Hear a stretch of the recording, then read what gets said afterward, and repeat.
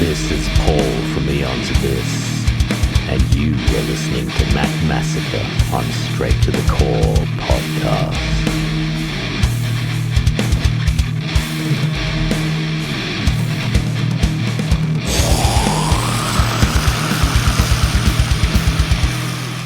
What's going on, everybody? Matt Massacre here for another awesome interview with two cool dudes. I got Jazz Green and Isaiah. I forget your last name, bro. The bass player and vocalist for the band Indomitable, right? What's up? Yes, sir. You guys are from Indiana. Yes, sir. Now, you guys are a younger band. You just started relatively recently, right? Yeah, we just came about 2019 is when I think we all were finally in the band together. About April, we solidified me and you later on you. I was the last one to join. So where did the name come from? What's the inspiration behind? That'd be Thomas and Dakota. They went through a few name changes, and they were settled on that before I came in, and just I guess, maintain the macho, unable to be dominated. Right. So how has the virus affected you guys? Has it been pretty, being a younger band, trying to tighten up your sound and tighten up your songs and stuff? I bet you it's been a pain in the ass trying to get together. And yeah, it's been pretty damaging, if I'm gonna be honest with you. Our last show was supposed to, our fourth show was supposed to be in Ohio, and we were opening for Bravera, I think is how you pronounce it, Casket Maker, and that just got delayed, postponed to like August. Wow. We had another show in May that got canceled, and we were supposed to have been recording this entire time, but just due to everyone's health, we've been trying to keep our distance, and this is the first time we're all starting to get back together. This is the first time you two have been in the same room together? Not our first Just time. Last weekend was the first time. Last time? Wow. Yeah. Gee, that's insane. I mean, I feel for all these younger bands like you guys. Like, I had a band on the show from Italy. The show, I think it was in early April. I did an episode with a band from Italy, and Italy got hit bad there in the beginning. Yeah. And he was saying like those guys just started out. They're called Spasticus. Okay. And those guys just started out, and like Italy was like hard on the lockdown, like hard, like in your home, don't leave. You'll be in trouble if you leave. So those guys just made a post a couple weeks ago saying they finally got in the jam spot again and finally able to do stuff. I'm like, man, that's good. But I feel so bad for the younger bands because it's like you guys are just starting out. You guys are just getting used to each other, playing music together, and it's different, because I've never been in a band, but I know a lot of musicians, a lot of personal friends and stuff. And being a friend is a totally different thing than being a bandmate. I get you. You know what I mean? So it's got the best of both worlds. Yeah. Right. But so tell us about the single you guys got released. Is it the only single you guys have so far? Yeah, Scorcher. Yeah. So we just released that in January. I think that was the main song that's the first song we started to work on, and that we wanted to hit the ground running and get out the door. Because it's the hardest hitter. Yeah. Just all the way through. And it's more thrash and death metal more than anything. And it's just big collage of all different types of metal. And I fucking love it. Yeah, I've listened to it a few times now, and it's definitely, I like the rawness of it. Right on. It's just very, very raw and very aggressive, We wanted a more live, raw sound. We wanted to be, because of course you're not going to be able to exactly capture the energy you would in a concert setting, right. But we wanted to try and get it as close as possible on the recording. And then, of course, we will re-record later. Point, but. I mean, as long as you got something out there. I mean, do you guys got plans for like an album? You mentioned an album. How's that going? How's that doing? Right now, 7 songs deep. Yeah, we're 7 songs in. We're gonna release an EP first. Okay. We're starting the process back up, and we should have another single out come beginning of fall. You got any name ideas yet for it, or too early to We've say? been toying around with some names, but we're still not settled on it. Anything Not yet. committed yet. I get it. So how hard was the writing process, writing that first single, being a band for the first time and writing together for the first time? Relatively flawless, actually. We really seem to like just pick up on each other's vibes when it comes to writing, and just those first 7 songs actually came together pretty easily, I would say. Some of the songs were done before with Thomas and Dakota, because originally it was just those two in the garage for like 2 years. Right. And they had a few songs. They had the basics of Scorcher, I think. They had Panic Vision, which used the jungle, and then Grave Worship, and what ended up becoming Flesh That Separates. They had those initial riffs. Karmic Solution and Palindrome didn't come until after me and Jazz were in the band. So then we got to have our own input. Right. Different flavors that complement their flavors, and you get a good song. Yeah, totally cool. For me, I mean, coming in last and then writing the bass part kind of last, it was it was difficult a little bit, but it was a little also freeing, because I'm not doing the typical following the guitar in any of the songs, really. Right. Maybe dance around that fretboard, man. It's awesome. And it gives a more melodic feel, and just gives that extra oomph, I feel like. Adds a little funk for death. So, you play a 5-string, right, Jazz? I actually play a 6. So do the guitar players play 7, 8 strings? No, they're playing 6 as well. They're playing 6? So you both play? Wow. So it's definitely a low groove. A low groove going on from the bass. Hell yeah. That's awesome. So inspirationally, what as artists individually, whether it be vocals or bass, where do you draw your most musical inspiration from? So, me personally, Mike Patton's a heavy influence on my music. He's not afraid to get out of the box and get his hands all over everything, and that's kind of like what I would like to do in the metal scene, at least, is try to get my fingerprints on everything. Travis Ryan from Cattle Decapitation, Greg Puciato from Dillinger, just high energy, versatile vocalist. Devin Townsend, strapping young lad, Devin Townsend Project, all just people with range, versatility, power, and just balls to the wall frontmen. That's pretty much what I look forward to, and that's what I try to bring out of myself. Oh yeah, I hear you on that. I mean, I range everywhere from the typical Victor Wooten, but because I mean, he's just the virtuoso that every bassist looks up to. You see him, you want to do that. But I also go into Thundercat, and I like the way how funky he can get with his bass lines. He can get super complicated and at the same time super simple, and it just takes you on that experience. But I mean, I'll take inspirations and musically from Kendrick Lamar and how he demonstrates his musicality and his vocals. Even in Jimmy, a lot of my bigger influences are guitar players and how I play, especially Jimmy, Stevie Ray Vaughan, but on the back on the bass side, my favorite metal bassist right now is still Ryan Martini. The things he did in Mudvayne, it's uncomparable. I saw Mudvayne live in 2009. It's the only time I ever saw him, and he was fucking destroying it. Oh my god! It was so great to see him live, and I don't think he's doing anything anymore.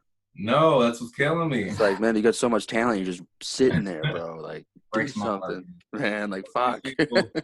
That needs Mudvayne back now. Right. I know. I mean, all these bands are making a comeback.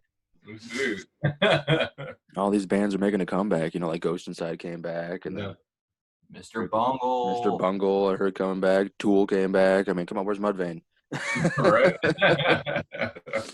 But hell yeah. So if you guys could, we're gonna play the single. I'm gonna do like an intro to the episode, and then I'll play the interview, and then I'll do an outro, and then I'll be playing Scorcher before the interview. So by the time people listen to this, they've already heard the song. So for you guys, if you could describe, because I'll be doing the interview separately on YouTube.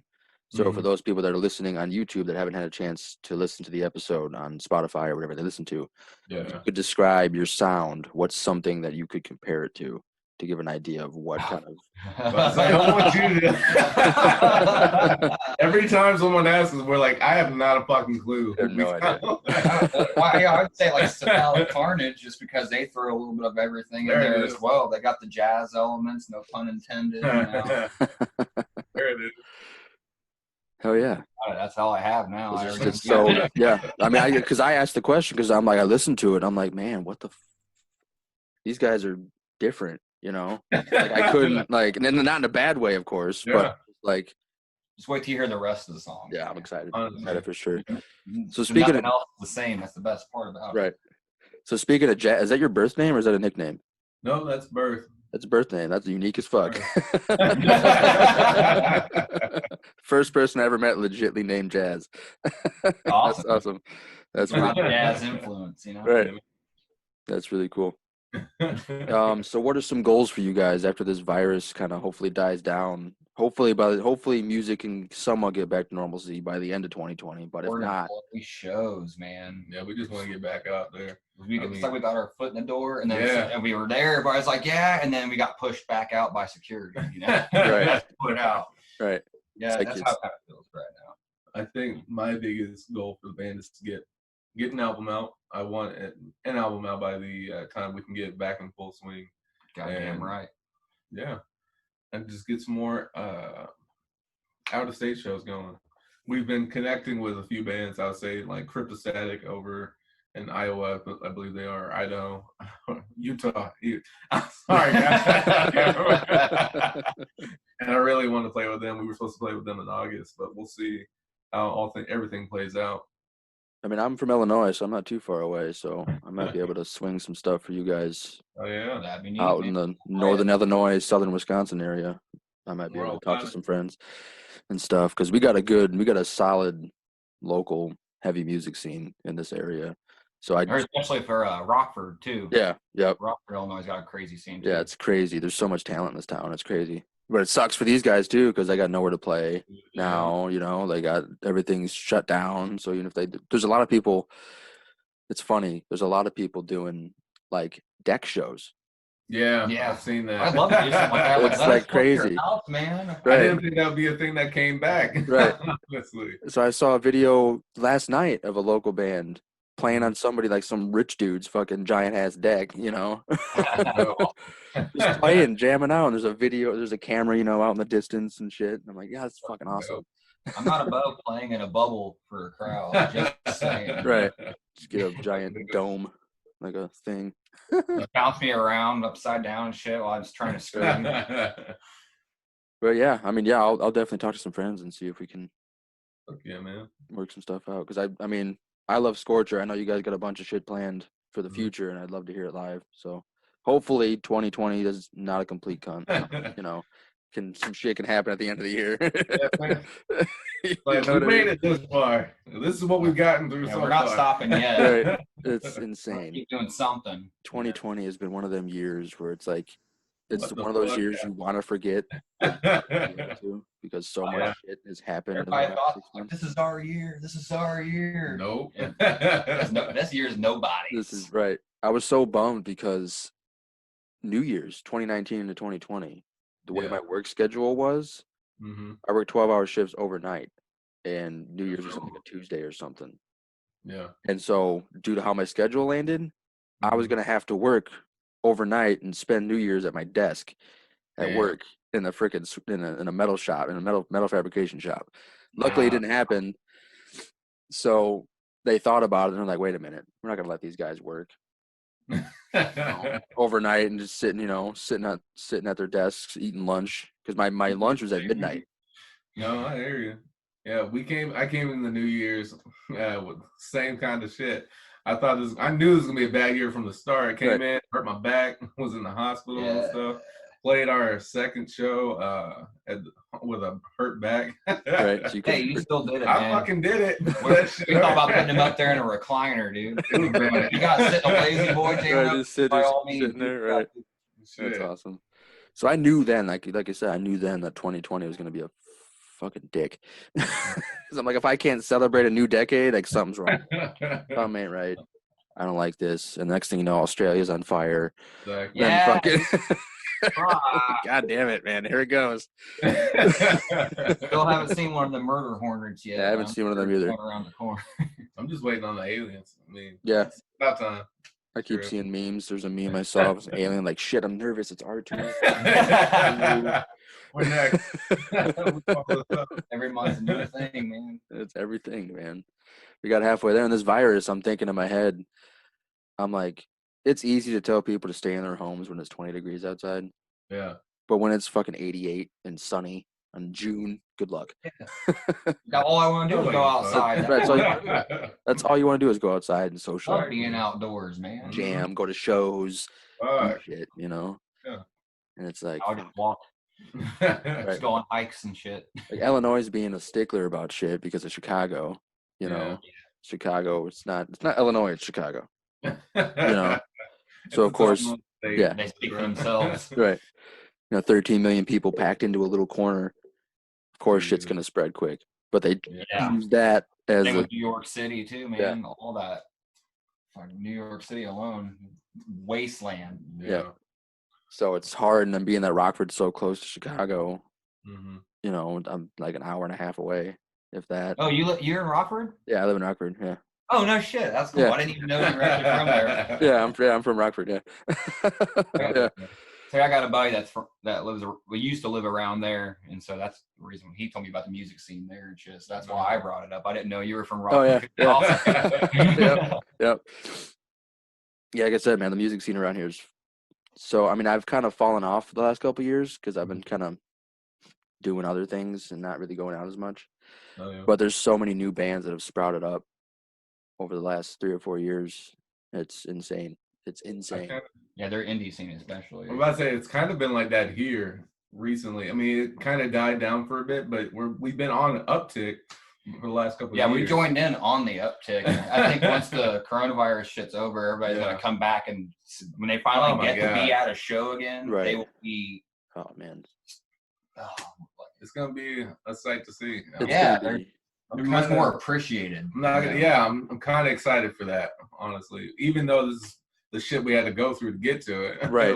It'll be worth it at the end. It kind of makes you learn that, you know, don't not appreciate the good things in life because you don't realize that you don't realize they're as awesome as they are until they're fucking taken away from you. Exactly. It's a hard thing for a musician too. When you build yourself up, you've been crafting your skill, you know, over the years, and then all of a sudden this, and you're like, well, is it going to end? Or is this new normal? Is this what we're going to do? No more shows, period? Like, what? Well, did I just waste my life? Fuck. The fuck have I been doing? It's a little depressing. Yeah. I mean, hopefully for these younger bands like you guys and other bands in the same shoes that you're wearing, hopefully it can not affect you guys too much. Hopefully it's, you know, it's. My advice for that is just keep writing through it. At least keep doing something in the meantime. Don't completely stop. Right.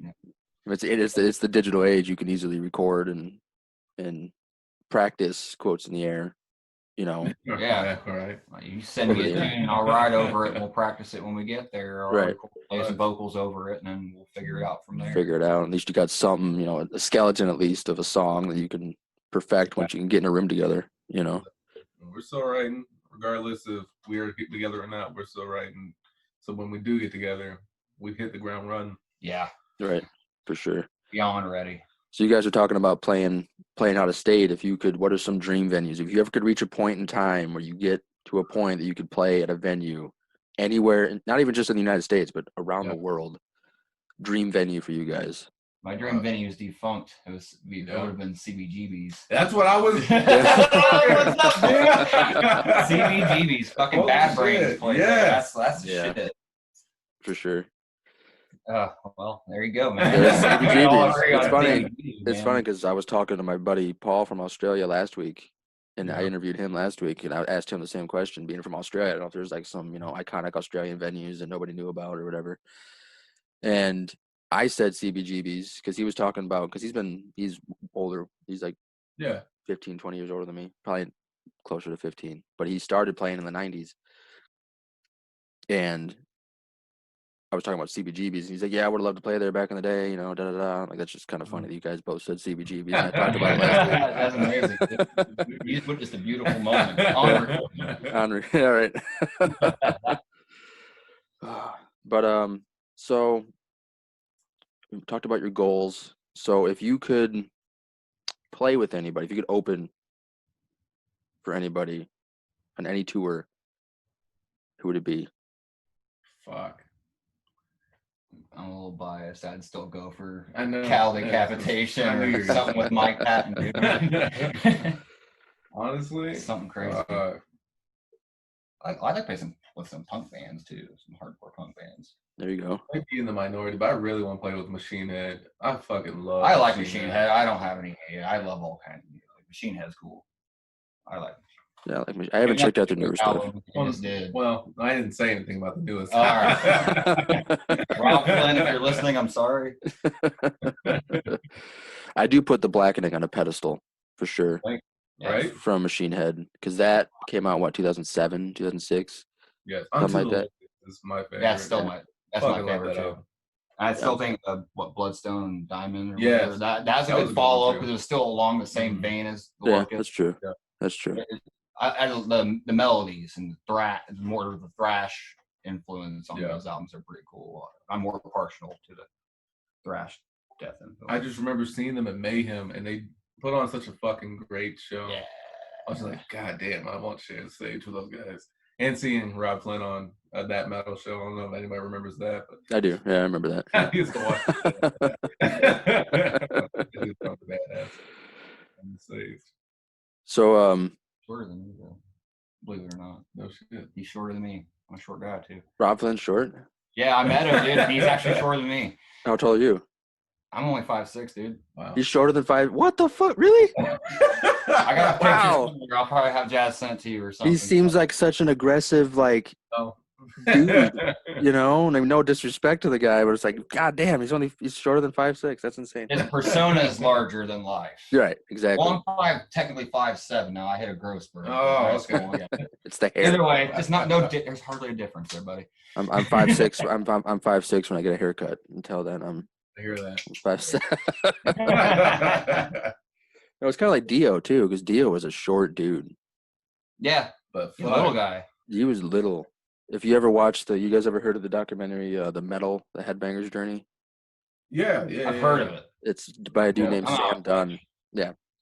It's pretty old now, considering it's about probably 10 years old at this point. Mm-hmm. But he did an interview with Dio when he was still alive. And Dio is a little dude. Like, he is like 5'3", 5'4". Like, he's a little guy. I was like, damn, Dio, like that much power out of your freaking lungs and you're that small? Like, that's insane. Never got to see him live. One thing one thing that I wish I could go back and do was see Dio. I never got a chance to. I saw Motorhead before Lemmy died, so that's definitely a plus. Yeah, I think I did too. Actually, I got to see. I think I got lucky. I was happy about that. Yeah, lucky as shit on that one. He still sounded good too. Yeah, he still sounded great. Out of breath, but he's still like. He's Lemmy. Yeah, it's Lemmy, dude. Right, he's still killing up there. Right. So what was I gonna say? So for you guys, is it harder to find bands to play with since you're so unique, or do you just fit in with everybody? We kind of just play with everybody, honestly. Yeah, if we have our way, we're not really gonna turn down a show just because a band's a certain style. Because we got like I said, we got a little something for everybody. Like there's a song, we have an anti-racism song called "The Flesh That Separates Us," and it goes from the death groovy stuff, a little similar to Scorcher, along that vein, but then it drops to a funk part, and that's a great thing live too. You got people dancing to it, just slow grooving. I'm walking. I think we have some video of it somewhere. Yeah. Every time Instagram, it drops, everybody's like, "Oh, we didn't see that." Didn't see that coming. I can definitely see how you guys have like especially you, Isaiah, with the Mike Patton influence. You know, with the Faith No More and fucking, you know, the fucking random just jazz sections kind of thing. You got I can get away with that. We would go full experimental. Experimental. So I had a buddy I have a buddy. We were just talking about Mike Patton a couple days ago, and he saw his. I guess Mike Patton he's Native American. I didn't know he was Native American. No, I didn't know that either. And he has a band called Tomahawk. Yeah, Oh, shit. yeah. They did that the Anonymous album. Yeah, It's called Native American Tribal Music. Oh, yeah. And he's just a Native American dude that just likes doing shit. And he saw Tomahawk because there was Metallica did this thing in Detroit called Orion Fest. And it was an annual thing, and they stopped doing it. But he went out, he traveled up there to see Metallica at Orion Fest, and Tomahawk played. And he didn't even know it was Mike Patton until after the fact. He said, "Wait, I saw Mike Patton? What the fuck?" Oh man, could you imagine that going over your head? Like, wait, I would have appreciated it so much more. Yeah, that's what he said. That's what he said. I'm like, I had no fucking clue, and I'm mad about it, and I can't. Fuck. I'm happy. Didn't Faith? Dan can do no wrong. Even his noise projects, I'm still into. It's the things he can do with his voice, and it's insane. He can do anything. Yeah. That's what I hear? Speaking of comebacks, didn't I hear something about Faith No More making a comeback? Yeah, I actually had tickets, man. That's like his favorite fucking band. Well, Mr. Bungle is, but Mike Patton in general, just everything he does. But no, dude, I had tickets to go see Faith No More here in Noblesville, and they just recently canceled that tour with Korn. Oh yeah, that's right. Didn't even postpone, just canceled. Just straight up canceled it. I knew it was coming. I wasn't surprised. It wasn't until September, but I gave up any hope for anything happening. Right. Yeah. It's Here's the next one, man. I miss Lamb of God again, like the third fucking time. I was gonna buy tickets to that. I'm glad I didn't. Knowing what I know now, I was on the fence because I'm like, man, because my fiance really likes Trivium. Yeah, I fucking love Trivium. Yeah, and she's never seen him live, so I was gonna.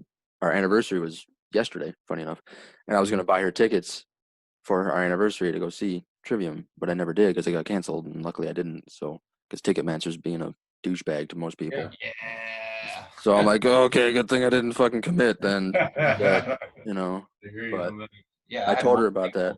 And that was it.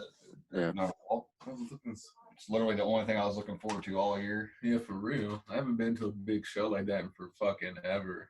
I'm still not going. Third row seating pavilion, bro. For Faith No More? Front and center, man. Oh, dude. That's they'll be back. Yeah, they'll be back. They'll be back, man. The last big show I went to was probably Knotfest last year. That was the last. That was awesome. Big show, yeah. That was awesome. I won tickets from the local radio station. I won six of them. Yeah. I won 6 of them, so I saw Slipknot and Behemoth for free, so it was pretty sweet. Yeah. But yeah, Lamb of God. You've never seen Lamb of God, Jazz? No, I fucking missed it like 3 motherfucking times. That sucks, dude. And it's all because I'm working every time that they're here. Right. And I can never get that day off. And now when I can do it, you have all the time in the world. You have all the time in the world, right? I've seen them. Let me think. I've seen them 5 times. I want to say I saw them on the Subliminal Verses tour with Slipknot, like 03, 04. I saw him on the Ashes of the Wake tour. Earlier on, that's awesome, dude. Yeah. I saw him on the Ashes of the Wake tour. I don't remember the name of the tour now. I saw him on Sacrament tour. That's the best. Yeah. More too, man. That's my favorite Lamb of God album. Sacrament is? Yeah. I fucking love Sacrament. I remember when that album came out, I was like, fuck. A lot of the vocals he does on there and shit. Right. Like that's something I go for and some of the shit I do. Right. And then I saw them shortly. That was like the first tour back after Randy got released. Yeah. From the Czech Republic, all that shit in the Czech Republic or whatever. Yeah, I remember that. The first tour back, I saw him at the Rave in Milwaukee. Damn. And he was that place was asses to elbows. It was the first Lamb of God tour back from. We wasn't sure if we were gonna see him again. Yeah. That was insane. Have you guys read his book? Yeah, I have his book. Oh my God. What a fucking read. I've read it like 3 times already. That's such an interesting read. It's like one of those books that if you catch yourself kind of like down and out about life, read that book. It'll help you. He's so honest. Yeah. He's so fucking honest. He does not hold back. It's such a good book. When I found out he was writing the thing, and I found out he was going to release it, I'm like, oh shit, where the fuck? Barnes and Noble, where is it? And he's talking about writing another book, but and then he said he thought about doing some fiction work too. Oh wow! In that book, he talked about. Oh yeah, he did. Yeah, he did. About a little bit about surfing. And yep. Want to do more writing about, something cool. Other than himself. And so I'm interested in anything he reads, because even his Instagram, just the descriptions for his photos. Yeah.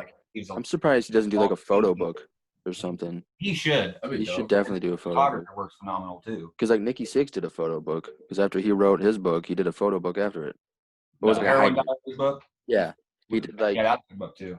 He did a second book called like I think you're gonna hate me, or I know why you hate me, or something. Hate me, and it's like a hybrid book. It's like a part 2 to Heroin Diaries, but it's also like a photo book because he's a photographer. Okay, so it's a pretty good read. I'm really big into like autobiographies. I hear that. So I read Corey Taylor's and Flashes, and both were interesting reads. He's honest as fuck too. A little bit harsher, I but appreciate that. I started to read it, but I complained too much in my own accord. So reading somebody else complaining about something was like, all right. I like Corey Taylor. Don't get me wrong, but it was just a good book. I read it. Yeah, he's funny though. He's fucking hilarious. He's a very intelligent dude. Same for Manson too. Marilyn Manson. That book. Fuck. That book. Long Dark Road to Hell. Yep. Like yeah. Something like that. I got it sitting over there. I haven't read that in a while. I've read that like 9 or 10 times because it's such a good. So I read it back in like probably junior year. Okay. When I read it. It's an old book. It's older now. That's a really good book. He needs to write it. Yeah, it is. He went through some shit. You wonder why Marilyn Manson turned out to be Marilyn Manson? Read the fucking book. You gotta go through some shit to be like to be like that. Right. Fuck. So speaking of like Lamb of God, how you haven't had a chance to see him, what are some bands that you guys want to see that you've never had an opportunity to? I still really want to see Metallica. I don't care how old they are. That's my list too. Same. I want to see Beyond Creation, and I miss Flesh God, Apocalypse. I saw them, dude. I've seen them before. Yeah, I saw them at the Emerson. They were like right fucking there. Like wasn't even sure if they could play their shit live. I was too. No, they could play it live. Oh my god, that's crazy. Dude. It was insane. Yeah, I've seen Carnifex. Okay. Conducting from the Grave. You've never seen Carnifex? Yeah, they were there. No, they were there. Oh, they were there. Okay. Yeah. I was like, how the fuck? I'm throwing horns up, and since Emerson's so small, my fucking fist bones, going bouncing right off Scotty and his kneecaps and shit. Like, you're that close. Like same for Flesh God. The drum set's only like 6 feet in front of you because everybody's got their gear on stage. So it's like him watching. I'm just having PTSD from thinking of Emerson before when it was shit. That place Is that like a local venue to you guys, or like a? Oh yeah. Yeah, they're making a comeback now, I guess. So we'll see how it goes. I heard that they're pretty badass now. Oh, that's cool. I mean, I'm excited to see. I hope positive things for them. I'm not going to wish. Well, of course, scene. Black Dahlia stopped coming here because of the sound. So I'm hoping. No way. That's fucking different. Brutal. Yeah, they played here the last time. They kept losing their sound, and then they haven't been back here since. And I'm like, fuck. They used to come here every tour. Got to respect their honesty, I guess. But I hope it is what it is. Yeah, I hope it's better now, and I hope everybody's right off to go check it out at some point. That's the problem with venues, man. It's like they keep dying off, and it sucks. Yeah. That's what scaring me the most about this right now. Yeah. Yeah. They keep falling. All the venues that may not be able to come back after right. This. Any small businesses in general. Right. And it's like that's their source of income. And it's like, well, we can't have any shows. How are we going to pay the rent to keep the building open? Yeah. And not everybody's getting the grants. Yeah. Not through this. So right. It is scary. Yeah. I mean, I feel bad for the younger band, especially the kids that are like under 21 that can't play in bars. Yeah. You know what I mean? Because that's like back in high school, which was fucking 14, 15 years ago for me now. A lot of the bands that played out back then were high school bands because there was 2 or 3 solid venues that were allowed all ages. So it inspired kids to pick up an instrument and pick up a microphone and jam on with their friends and make something of it. But now that like all the venues in Rockford, so at least currently, are 21 and up venues. Or well, you could play, but you have to leave by 10 o'clock. No shit. You know what I mean? So you could play, you could open at fucking 6. Yeah. But you wouldn't get to see the headliner because they'd play after 10. That's you know what I mean? So yeah, it's just I feel bad for the younger generation that just has no inspiration to pick up an instrument anymore. And it's just I don't know, it bums me out because I had the time of my life doing that in fucking high school. You know. So hopefully after 2020 life can just turn a new leaf and maybe if I had the money I'd open a venue in a heartbeat, like no doubt. I'm right there with you. Yeah. Because that's something that everybody needs. Right. Regardless of your age and where you're at. I think you always need that opportunity, especially if you're a musician. Even if you can't do it full time, you always need that opportunity to be able to show everyone that's what you can do. Right. You know? Exactly. Yeah, even if it's just house shows too. Like I'd play a house show, basement show in a heartbeat, man. Like some of those old punk shows, that's all they went. They just do a bunch of house shows on their rounds and everything. And they were still respectful towards people's houses too. Like I can imagine you get pretty rowdy there and shit gets broke. Yeah, it happens, but that's it's part of it. Part of the right. It's a fine print. That's what you signed up for. You might get a couple things broken. Your house will still be standing, but you might be missing a few glasses. Your mom's bass. Yeah. Oh man. So you guys mentioned a song. I kind of want to get into this because I told Jazz I kind of want to talk about this a bit. You guys mentioned being that half the country's on fire. You guys mentioned that you have a song based on racism, or anti-racism, I should say. Yeah. So was that easy to write being that Jazz is a part of the band? They fucking wrote it before I got here. I was like, they wrote it before you got here.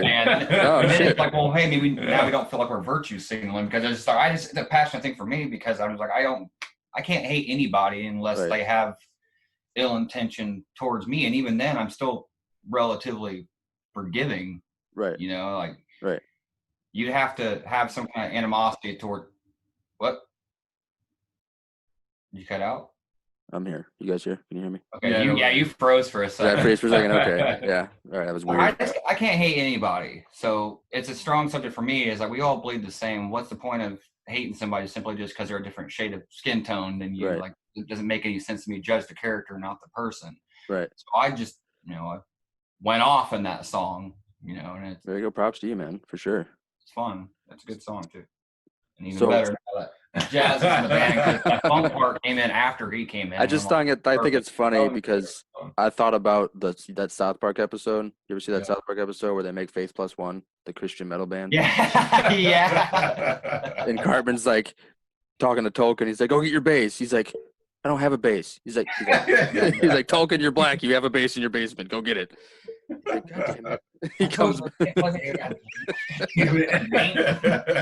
like it.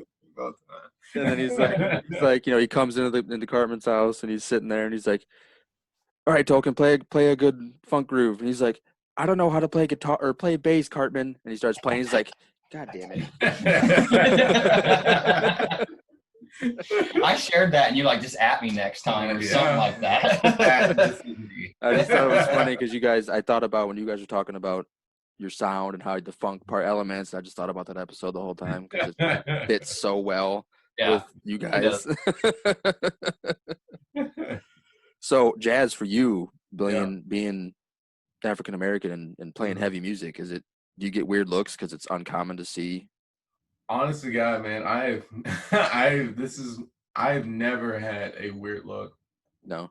In the metal scene. That's awesome. I've been the most embraced through the metal community. And I've had some people reach out and tell me how much it means to them to see someone looking like me and that looks like them up on stage, and they appreciate how much they appreciate that. And I mean, it's something that I think about, but it's not something that I'm actively thinking about while I'm on stage. So because we got a couple bands. There's a couple bands in Rockford. One's called Silent Truth, and the vocalist and the drummer are black. Yeah. And then there's another band. They're not from Rockford, but they're from the region. They call it Black Market Democracy, and the whole band's black. Every musician in the band is all 100%. It's everybody, and I think that's really cool. How when you think of metal, it's like hockey. You don't think there's not many. There's not many black dudes playing or singing or whatever. So it's really cool to see the diversity kind of become more apparent. We can't say we have our punk roots, you got bands like Bad Brains that were, that's true. Doing that shit. It's like, how can we draw influence from them without, You're right. Proper dudes, man. But no, the metal community for me has always been so welcoming. I've never had a problem with anyone. Matter of fact, most people when they see me, they're just like, "Dude, you're fucking awesome, man." Because they probably don't expect it. Don't expect it. That's awesome. One thing people say about you is like you're not a slouch either. When you're playing, you're fucking yanking those strings, you're bobbing your head, you're fucking dancing. I watched one of the. Quite a sound that we wouldn't have if you weren't in the band. Well, for sure. I mean that. I was watching a video on your guys' Facebook page, like a live video or something, and fucking Jazz, you were getting it, man. Everybody was getting it, but you're just fucking going up there, just doing your thing. It's fucking sweet. I love bands that have like a good live, like they get into it. There's some bands that are just like, you talk about Beyond Creation. Yeah, I saw them at Summer Slaughter one year, and they're so technical. They're just standing there. Yeah, I get that. And I'm like I'm just standing there in amazement, like, how the fuck are you doing that? That's ridiculous. But at the same time, I'm like, become the party, man. Right. Like, I'm gonna throw myself. There might be some blood, some merch of other bands might get ruined. Right. No. Sorry, Autumn. Yeah. But there's something that I always go back to when it comes to my on-stage performance, and it's something Victor Wooten said in a YouTube video is, people may not always remember what you say, but they will remember how you make them feel. And that translates into your playing. So you can play the most technical stuff out there, but they're not going to remember that. But they'll remember if you're playing a simple groove, but it's got a good feel to it. They'll remember how they were able to dance and how they were able to get into that groove with you. Right. So it's not that I'm not playing technical stuff, but if I can get in a groove with you that you're going to remember and you can dance to and you can mosh to, I feel like that's more important than getting the technicality out there. Right. I can appreciate a groove more than technical, because like there was a time I saw Animals as Leaders, and it was right when they first came out. Yeah. And Tosin is up there grooving, jamming, and everybody's just kind of standing there like, how the well, he's just out there mind fucking everybody, dude. And, so there's no awesome, dude. There's no vocals, and he comes up to the mic and he's very timid. He's very soft spoken, and he goes, "Hey guys, you can move, right?" It's meant to groove with. Everybody's just standing there in amazement at the fucking. Just, how many strings are on that? How the fuck are you? How are you doing? We just want to make sure you were real. This is why we actually showed up. Right. Like, you exist. Like that your freaking guitar neck's thicker than my leg. Like, how are you doing this? And he just like bread and butter, dude. Yeah. He's all over that shit. Yeah, he's so I love good, Tosin. Yeah. And speaking of Tosin, and being that he's African American, what are some of your favorite African American musicians that you can think of? Well, there's Victor Wooten, Thundercat. Yeah. Thundercat's my favorite bassist right now. My favorite modern bassist right now. He is out there with all his style, and he does not compensate, or I think that's the word I'm looking for. I don't know. he combines technicality with feel, though, and he just makes it effortless. Yeah, and he's just all over shit. He's not trying to appeal to anyone, Right. And just the shit he dresses up in too, like his whole outfits, like he just rocks everything. He is I wouldn't come out there in a kimono and He's shit. himself. Regardless of what he's playing. Right. I mean, some big ones for me, LaJohn Witherspoon from Seven Dust, of course. Oh yeah. I love Seven Dust. I grew up on Seven Dust, so I'm just like a huge, Seven Dust fan myself. Mike Smith from Suffocation. Oh yeah. Yeah. I don't think he's in the band anymore, but his fucking blast beats back in the day, dude. Those first Suffocation albums. Yeah. Fucking what? How do you like? Because I went through in high school. I went through a really big like old school death metal phase. So I listened to like all like the late 80s, early 90s albums that came out.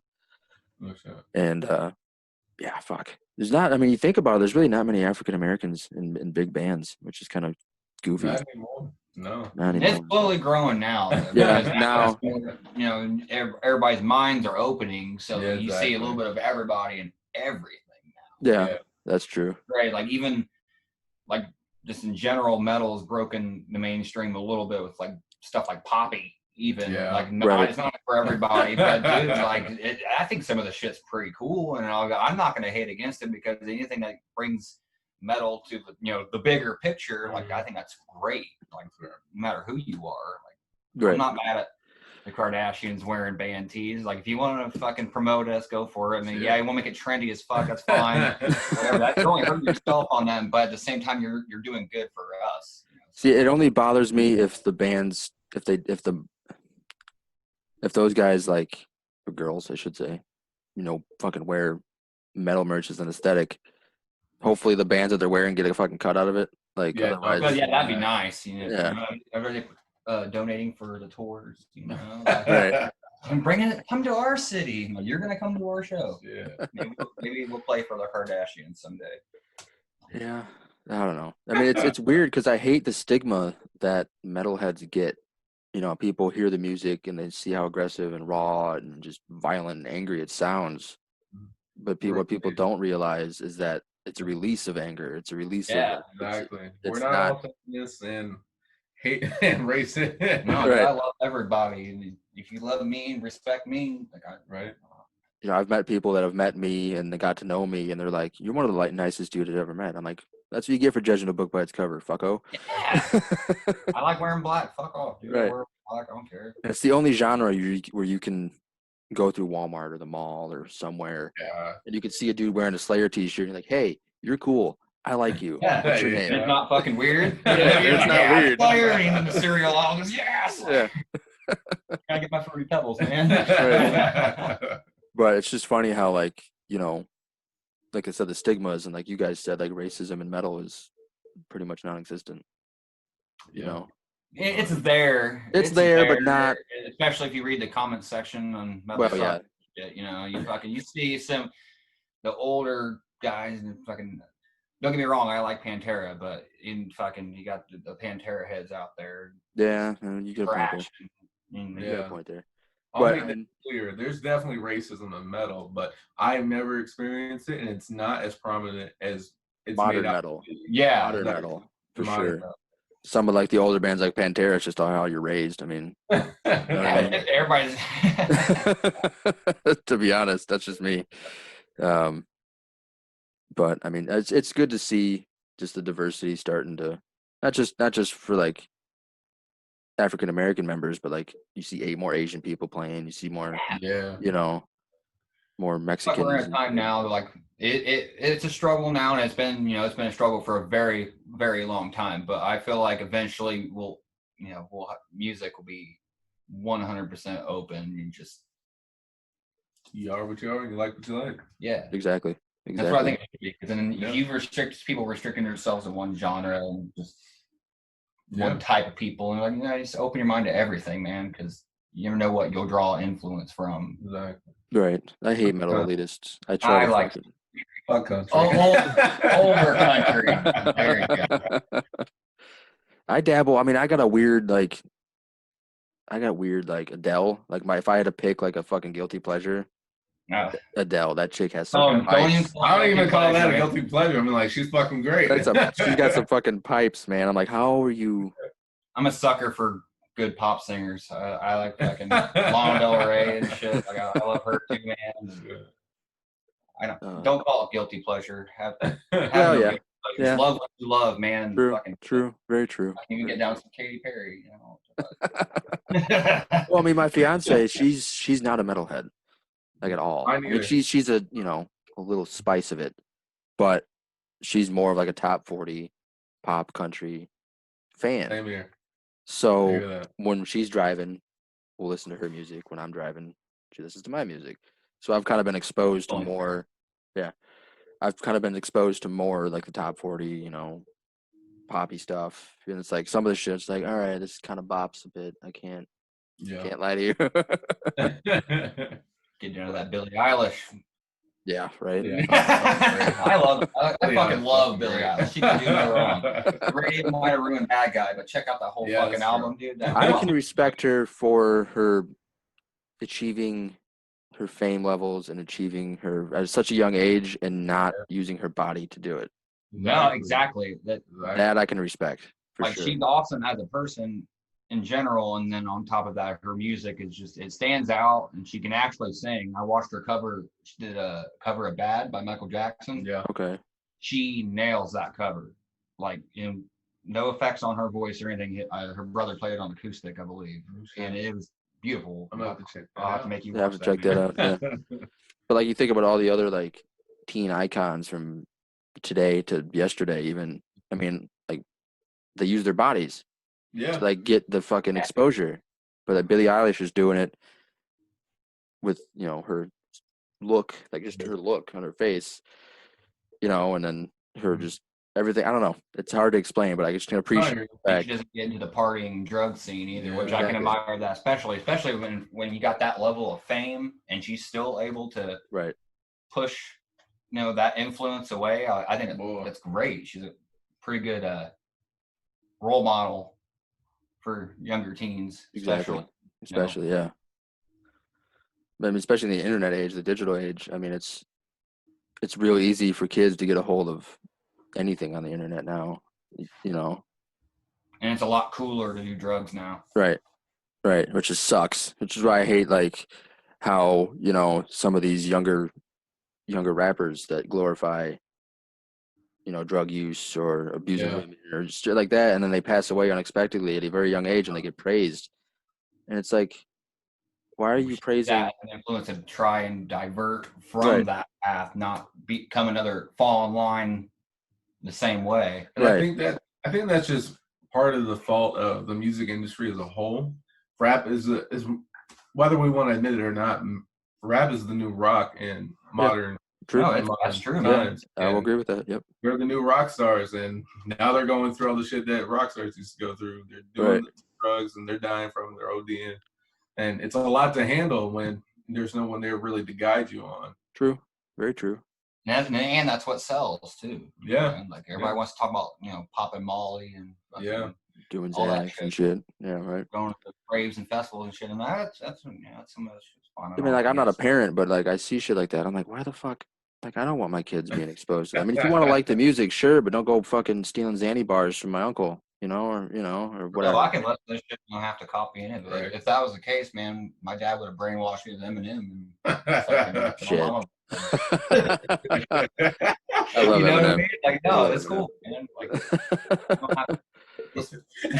just saying, man. I feel like kids today, they're so spongy. They're spongier than I was when I was a kid. Yeah. So they take, since it's just a world of information now at a click of a button, they take in so much more stuff in a quicker moment. So like stuff like that, it's like kids just glue to that.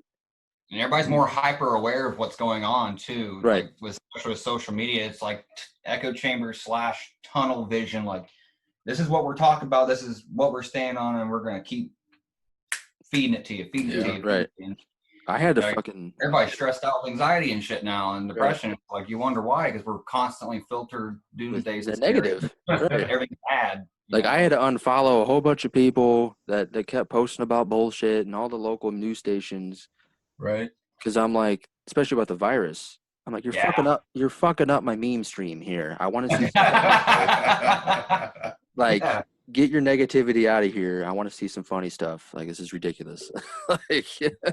I like that they have their own page for the news. If you want to go look at it and see it, look at it. But this shouldn't be the only thing you dwell on. Because, yes, it's serious and it's happening. But at the same time, you got to give yourself a mental break from it. It's not good for your mental health to just dwell on everything that could go wrong. Because it'll never get you anywhere. You got to, It's just it went from the virus. It went straight from the virus and all that negativity straight into the shit that happened in Minneapolis. Yep. And now everybody's a fucking, expert on that. And it's like, shut up, just stop. I don't. I care, but I don't care about your opinion 19 different times in a day. I definitely understand that. You know what I mean? Like, shut up. Like, I get it.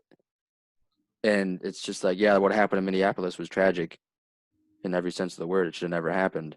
Yeah. And I understand why people are speaking up and protesting. I get it. I'm with you. Every right to do so. I'm with you on that, but I don't care about your fucking opinion. You protesting, that is your opinion. Right. You want to go out and protest and speak for the what's going on today in a positive way, that's your opinion. I don't want to hear you type it out 4 times a day, 5 times a day. It's a time where we raise each other up, not tear each other down. Right. Because right now, like, even no matter which side you're on, we got, we have our own president fucking declaring war on his people, essentially. Right. So pretty much. Like, dude, that should be a red flag for everybody. Hey, like, he's threatening to put the military on the states that say that, like, they don't, like, no, fuck that, we ain't doing it. We're not gonna bring the military here. And he's like, I will send the military there. It's like, no, if the governors don't, I'm like, man, that's bullshit, dude. No, that should be a red flag for everybody. No matter what political fucking dumb spectrum you're on, just that he's declaring war on his own people. Pretty much. I mean, the whole thing kind of I feel like, especially for the Floyd family, this shit has gotten so far that direction that it's no longer about George Floyd anymore. No, that's what it should be about. Him either. It's about for everybody that's fucking had to take a bullet because for some reason we just can't get our fucking shit straight. I mean, this is all really just what we're seeing now is just culmination of every death that we've seen. Right, exactly. These modern times, especially with it all being recorded and it's all been seen. Digital age, man. And each time it seemed that the police have gotten off on. That's true. That's true. Yeah. So I understand the frustration and why everybody wants to voice their opinions. But at the same time, I'm just tired. I'm mentally drained. I just want to play music. Right. Exactly. Raise each other up during this time. Not fucking clap. Like you said, Isaiah, everybody bleeds the same blood. I mean, that's just all fucking good. And fucking just get along. Fucking go to a show, jam out. I mean, fuck. Right. Go to the bar, have a beer. Who cares? The government doesn't want to see this. You know what I mean? It's not a clickbait. It's not a clickbait article. Peace isn't a clickbait article. That's why they make money off it. Doing this for the love. Right. And it's just ridiculous. Now everybody has an opinion on that. Everybody's a fucking expert, and everybody, this call out culture shit's getting out of hand. I just call out and say people make mistakes. People may have said some shit fucking 10, 12 years ago. Fuck, I know I've said some shit when I was I've said some shitty things, right? I've grew since then. I came from a small town, fucking Logansport, Indiana. So, like, not everybody's exactly the most open minded there, right? It's like the shit that happened. But I admit to my shit, and fucking I'm nowhere near that person anymore. And even when I said dumb shit, I was never a hateful individual. I just didn't take things seriously and thought I was being funny. Yeah. Right. And it's like, and then you realize, down the road, that shit ain't funny anymore. That shit ain't cool anymore. And you learn a little bit more respect. Everybody was a fucking angsty, punky ass teenager. Exactly. I was who I am now versus who I was. I wouldn't be doing what I'm doing, and fucking, I don't think anybody will be doing anything. I think everybody fucking call out culture is waiting to deflect from themselves, I guess. I feel like if everybody could go back and look at who they were in high school, they'd be like, "What the fuck are you doing?" Exactly. Yeah. What do you stop? Quit doing that. But it's just like the shit with the ghost inside. They kicked the fucking bass player out. I was like, oh man. Well, that dude had no excuse. No, he didn't. He didn't. But it's just the call out culture because I was like fucking 6-7 years ago, and the ghost inside themselves have been through so much shit as a band. Yeah. With the drummer that lost his leg or both his legs or something. And he's still killing it too. He's still, he lost a leg or something or an arm, or the drummer did. They got in a really bad accident and shit like that. And then, And, coming back from that, and then all of a sudden somebody's salty with the bass player and calls him out on something, on a moment of weakness he had in life 8 years ago, and now he's kicked out of the band. That's bullshit. Oh, he got kicked out? Yeah, they kicked him out. Oh, fuck. They knew he was saying that. You can't kick him out now. You fucking already done. Right. Guys, they were well aware of what he was saying. Right. So you guys are just as guilty as him if you just let it happen. I mean, I don't agree with anything that was talked about by any means. I don't know what he said, but I understand. He called the bus driver. I think he dropped the hard R a few times. He dropped the hard R. I understand a moment of weakness and sorrow. So right. I don't like to judge anybody on their past too much unless it's current. They're still doing it, right? At that point, obviously you mean what you're fucking saying. They're still fucking mean. People grow, and I think social media has forgotten that. People on social media have forgotten that. People change over time. Right. And judge someone currently on their past self is unfair and unjust, in my opinion. I feel like for anybody, being that it's the digital age, if you feel like you're going to say something stupid and type it out, everything could be screenshotted. So yeah. Carefully choose your words. Carefully choose your words. Otherwise, you're just... That's why I don't post anymore. Right. Something to do with the music, I'll do that. But other than that, it's memes and cute cats and...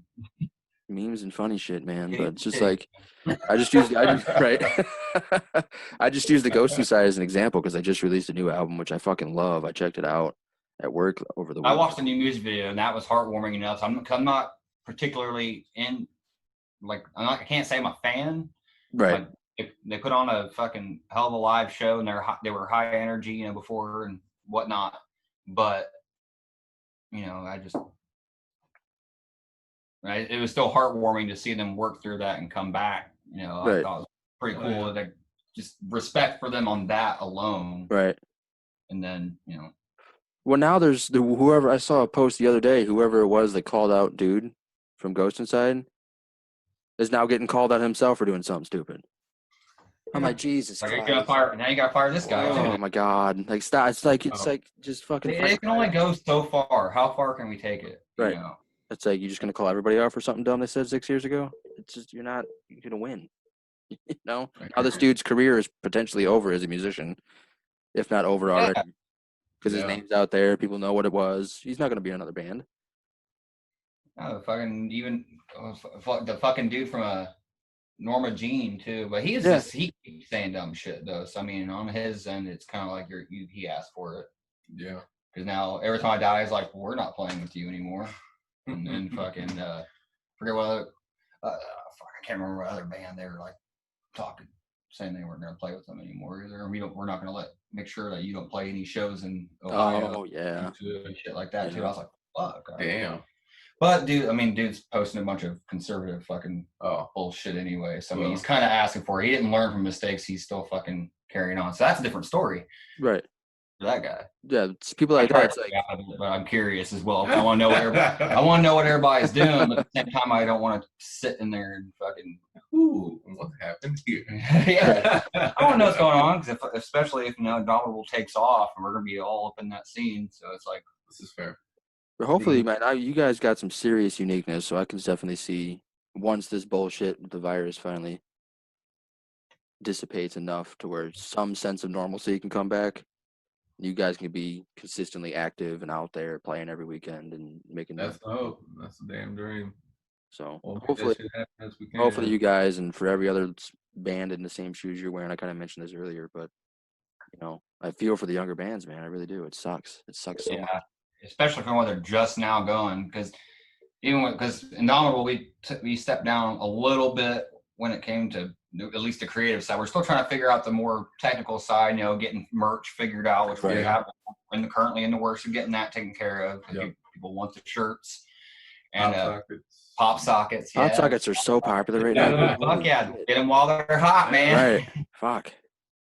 But we're working on that shit, and so in the meantime, I got another project, Simulacra, that I'm doing, and they're located out of Pennsylvania, but they're still able to keep writing because they're recording everything on their computers. So everybody will just send each other, like Tyler will send me a song, and I'm able to work on that.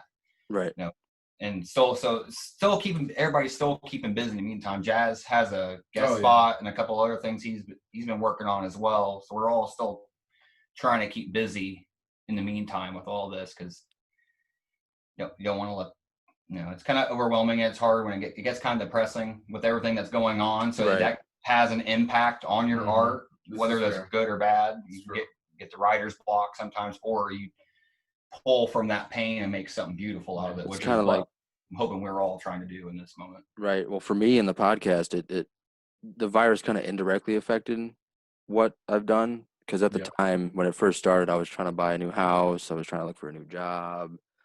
I was trying to do a whole bunch of shit that distracted my focus. And, it was harder to get a hold of bands to be able to do stuff because they couldn't promote any shows. If they had, it was really hard for bands to really be able to put anything out there to promote because there's nothing going on. Yeah, 100%. Lost in this. Like, but you got to figure out something to tell the people, Right. The only thing you really have is new music. I mean, obviously there's no shows happening,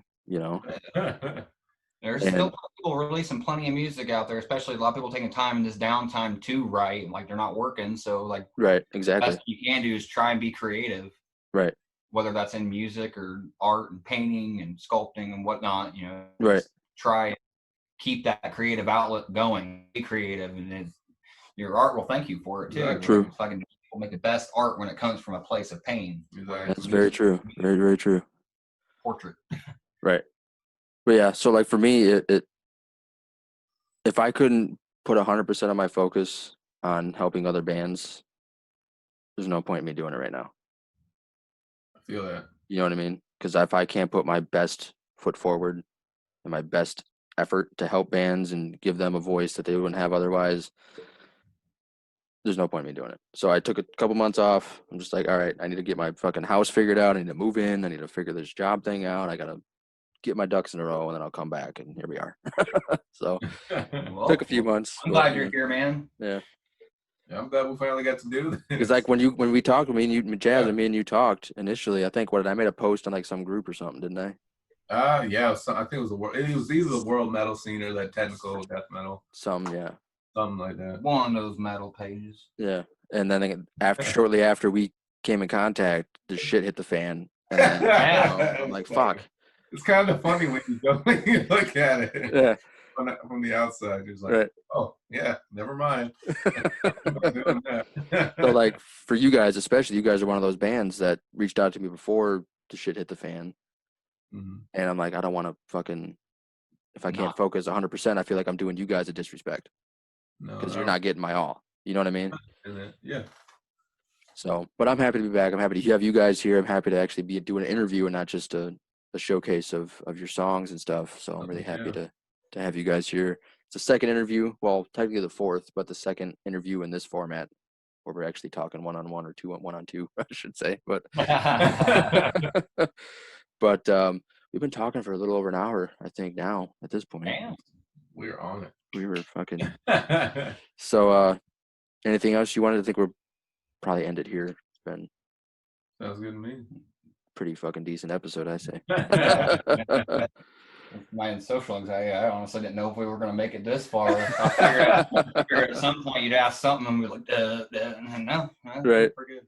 It's a beautiful day out. I want to go out and fucking enjoy it. Do some shit, Yeah, last I was out there, it wasn't too hot yet, but it might end up being a scorcher. Day.